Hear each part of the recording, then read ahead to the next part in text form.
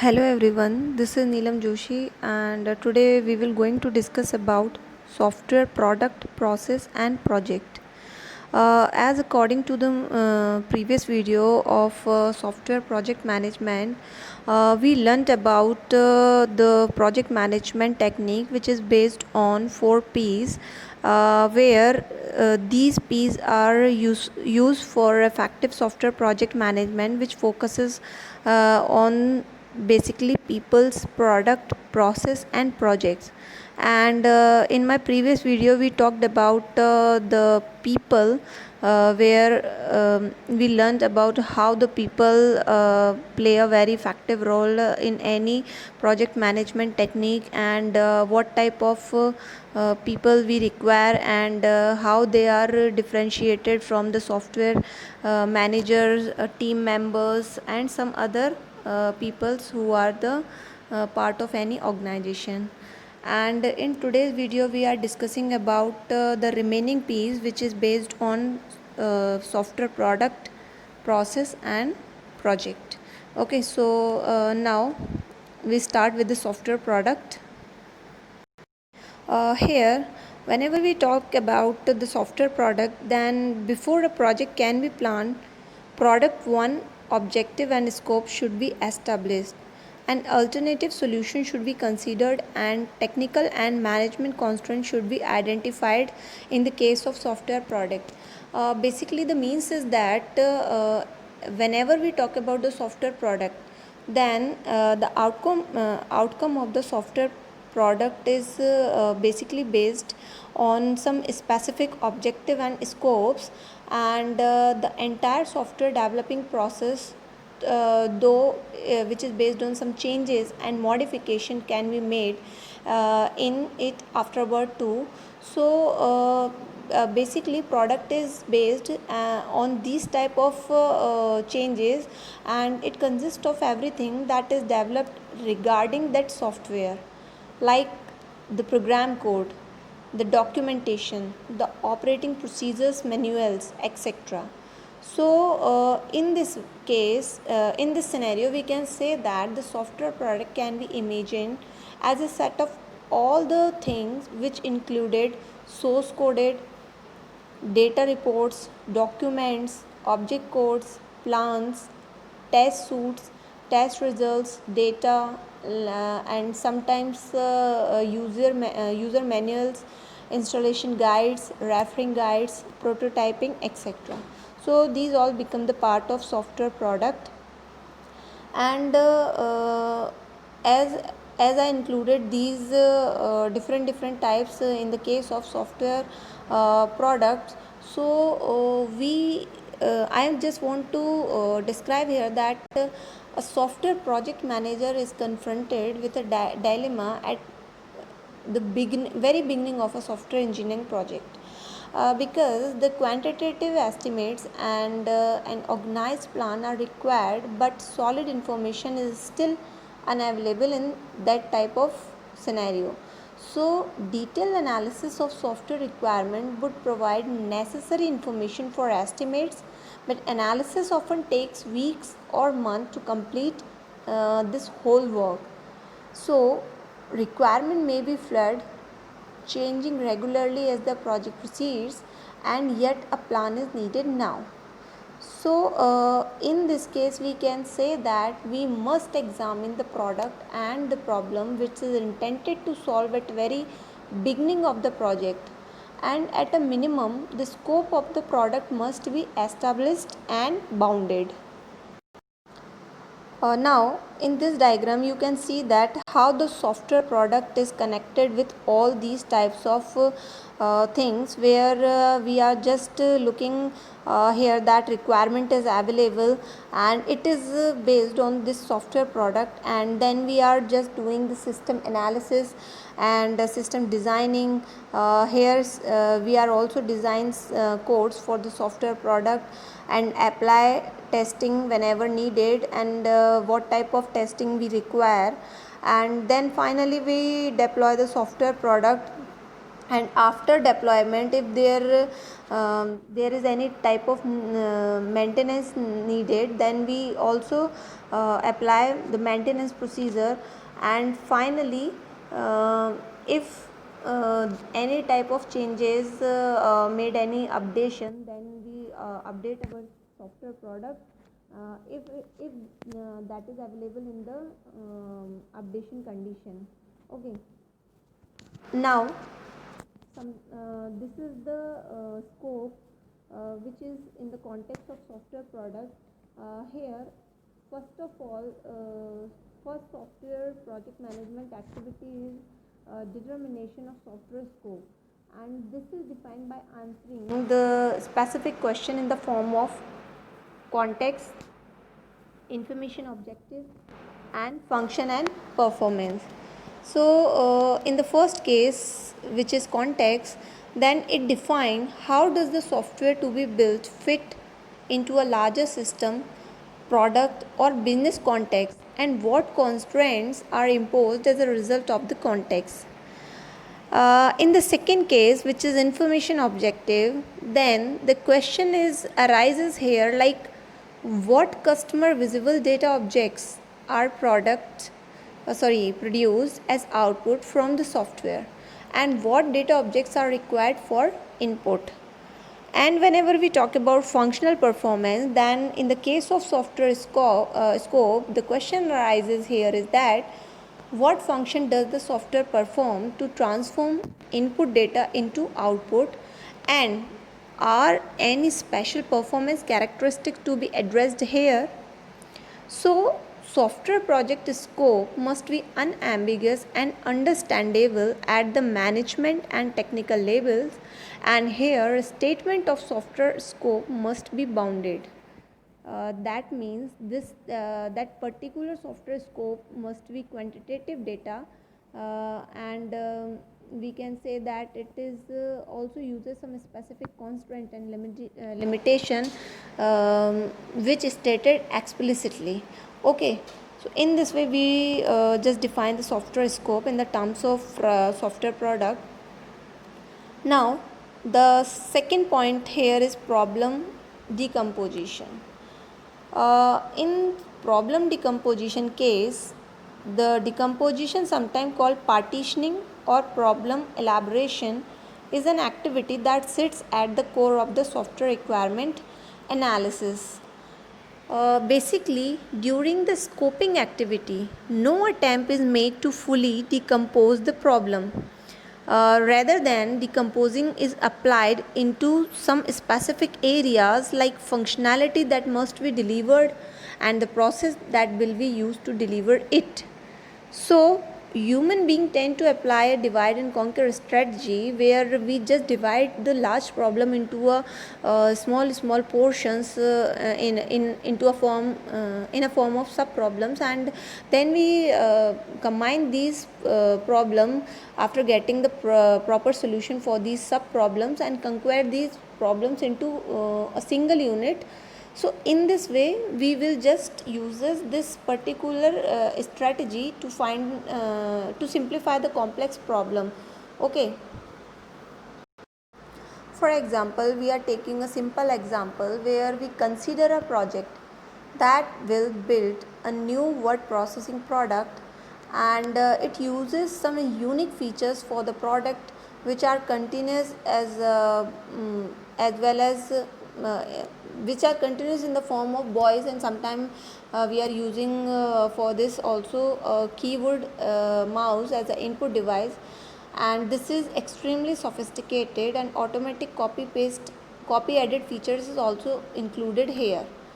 Then the project manager here must first establish a statement of scope that bounds these features.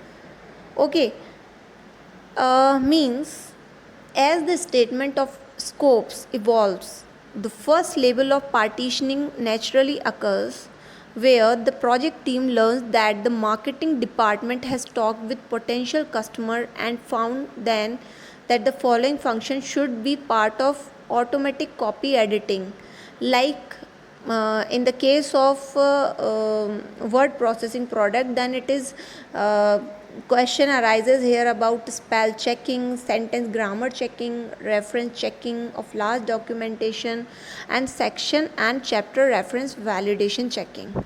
So in this case, we just have to identify what is the actual problem and how can we divide it into sub problem, so that we will just apply a solution. We just apply some procedure to find out the solution for these small type of portion, and so that we can easily combine the whole solutions as the one. Okay, now moving ahead, the next P is actually process. Here, a software process provides the framework from which a comprehensive plan for software development can be established. Basically, software process is a set of related activities that leads to the production of the software, and these activities may involve the development of the software from the scratch or modifying an existing system. So, for this purpose, the software process included some special activities in the form of software specification and software designing and implementation, software verification and validation, and software evaluation. So whenever we talk about the specification phase of process, then it defines the main functionality of the software and the constraint that around them. And whenever we talk about the software design and implementation phase for any type of process, then here the software is to be designed and programmed by using by taking us all the detailing about the software designing. And in the case of verification and validation of process, then the software must conform to its specification and also meets the customer needs. And finally, the software process evolution is a part of software being modified to meet customers and market requirement changes. Okay, now moving ahead, here melding the product and the process means basically this is the approach which included the process in a descriptive manner. But before discussing about the topic in detail, I just want to mention about here any type of process. Whenever we talk about the description, then it includes some specific features like in the form of products, roles, pre and post conditions. Okay, so here whenever we talk about melding the product and process, then it included the product in the form of outcomes of an activities. For example, the outcome of architectural design may be a model for the software architecture, and in the case of roles, the responsibilities of the people involved in the process, like here the example is project manager and programmer, etc. And also we require in the description case some pre and post condition, where the condition that must be true before and after an activity. For example, the precondition of the architectural design is the requirement have been approved by the customer, while the post condition is the diagram describing the architecture have been reviewed. So in this way, we can say that the software process is complex and it relies on making decisions. So there is no ideal process, and most organizations have developed their own software process. For example, an organization work on critical system has a very structured process, while with business system with rapidly changing requirement, a less formal, flexible process is likely to be more effective. Now moving ahead with the topic of melding the product and process. So here I just want to describe about what is the means of melding here. Basically, project planning begins with the melding process, where each functions to be engineered by the software team which must pass through the set of framework activities that have been defined for a software organization. So that it is called the melding process, because it passes so many types of procedure whenever we just want to finalize any type of product. So, in the context of any organization which adopted some set of framework activities in the form of customer communication, planning, risk analysis, engineering, construction and release, and customer evolution. So first of all, here customer communication take place where the task required to establish effective requirement elicitation between the developer and the customer. Okay, now the second one is planning. Whenever we discuss about planning procedure, then here the task required to define resources, timeliness, and the other project related information. After that, risk analysis factor becomes the most important part in the case of any product and process view. So, this task required to access both technical and management risk. And in the case of engineering, in the engineering task, it here we require to build one or more representations of the application. And whenever we talk about construction and release phase, here the main task required to construct, test, install, and provide user support. And just remember that this user support is basically based on the documentation procedure and training approaches, various types of training approaches. Okay, and finally the last phase is customer evaluation. Here this task required to obtain customer feedback, which is basically based on the evolution of the software representation, which is created during the engineering activity and it is implemented during the construction of any type of activity. So in this way we just define the melding process of any type of product and process, and here the team member who work on a product function will apply each of the framework activities to it. So we can say that a matrix here is similar to that of the product and project matrix, and here each major product function is listed in the specific format. Now moving ahead, process decomposition. This is very important phase of process. Here a software team should have a significant degree of flexibility in choosing the software engineering paradigm, which is basically best for the project and the software engineering task that populate the process model once it is chosen.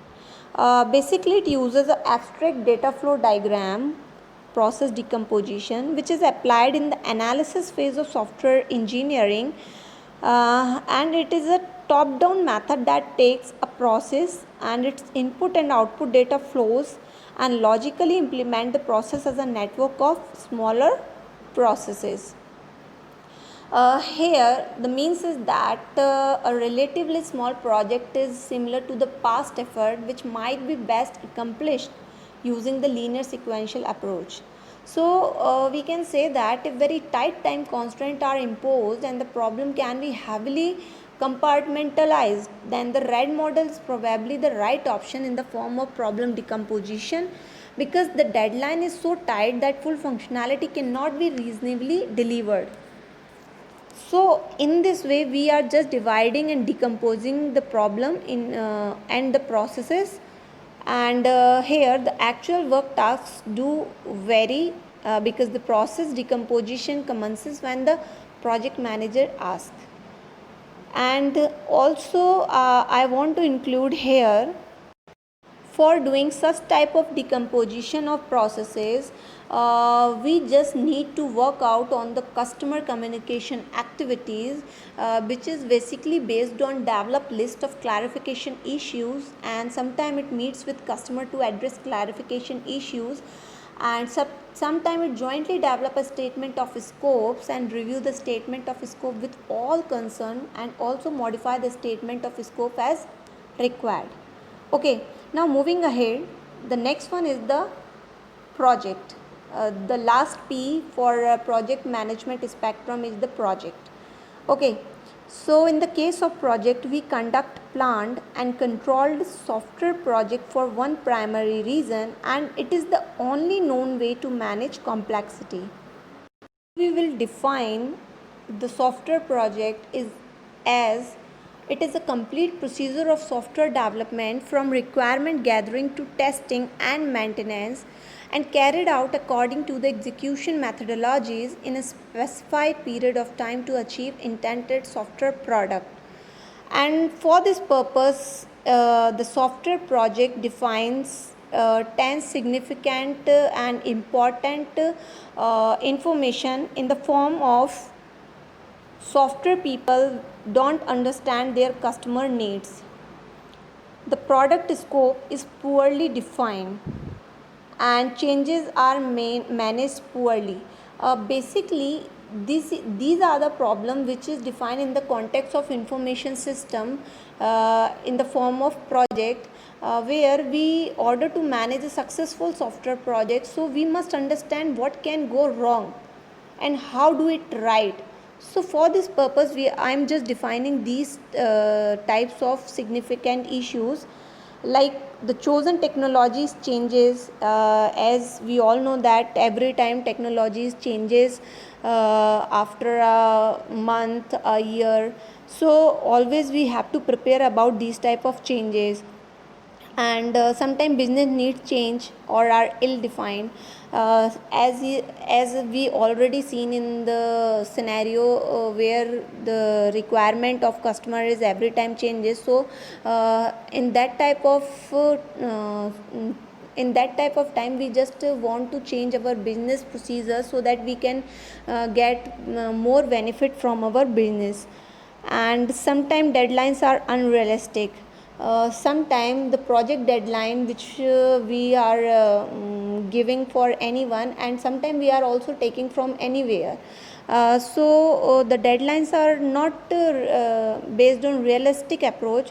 So sometimes it becomes a very difficult part in the form of project, and users are resistant, and sponsorship is lost or was never properly obtained, and the project team lacks people with appropriate skills, as well as manager and practitioners avoid best practices and lesson learned.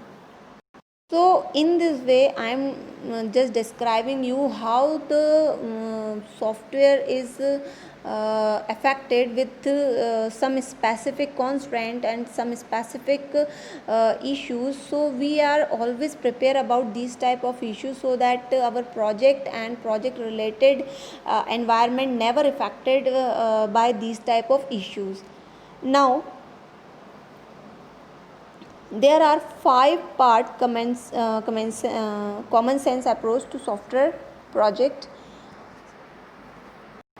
Whenever any software project manager manages different types of project, then he or she will obviously know about all the issues which are related in the commencement of any project. And we just having knowledge about how the manager act to avoid the problem. So for the same reason, there are suggestion of 5 part of common sense approach for software project, and in which the first one is start on the right foot. This means is that basically here we accomplished by working hard. Sometimes it becomes very hard to understand the problem that is to be solved, and then setting realistic object and expectations for everyone who will be involved in the project. And it is also reinforced by building the right team and giving the team the autonomy, authority and technology needed to do the job, so that we can say that we are on the right foot, and we are definitely get the right and fruitful project for our organization. Okay. The second one is maintain momentum. Sometimes we felt that many type of project get off to a good start and then slowly disintegrate. So this is very needed in the context of project management, where we have to maintain momentum, where the project manager must provide incentives to keep turnover of personnel to an absolute minimum. The team should emphasize quality in every task which it perform, and also senior management should do everything possible to stay out of the team's way. So in this case, in by using these type of features and following these types of quality in the context of project and in our organization, we definitely must maintain the momentum in our organizational point of view. Now the next one is tracking progress. Here, for a software project, the progress is tracked as work product, and it is also produced and approved as part of quality assurance activity. So additionally, we can say that software process and project measures can be collected and used to access progress against average developed for the software development organization, so that we are always able to track the progress of our working product and project. And by using this tracking system, we are just always aware about what is going on in the development phase of our project. Now the next one is making a smart decision. uh, in the context of a smart decision, basically the decision of project manager and the software team should be keep it very simple whenever possible. Okay. And it is also decide to use commercial of the self software or existing software component, which decide to avoid custom interfaces when standard approaches are available. And here we have also decide to identify and then avoid obvious risks, and decide to allocate more time than we think which is needed to complex or risky tasks. And finally, whenever we talk about the last common sense approach, then this is in the form of conduct a postmortem analysis. Basically, the means is that here we have to establish a consistent mechanism for extracting lessons which is learned for each product, and also evaluate the plan and actual schedules, where we collect and analyze software project metrics and get feedback from team members and customer, and record finding is written form. Okay, so in this case, we are just saying that we are just written down everything, every requirement and every issues which is related with any team member and in the case of any customer, so that we are easily able to understand what is the actual pros and cons of any project. And always we are able to solve these types of issues, and also we are always in the form of recoverable project development process. So in this way we are defining these 4 P's in the context of software project management spectrum. Thank you so much to all of you, and here are the reference used.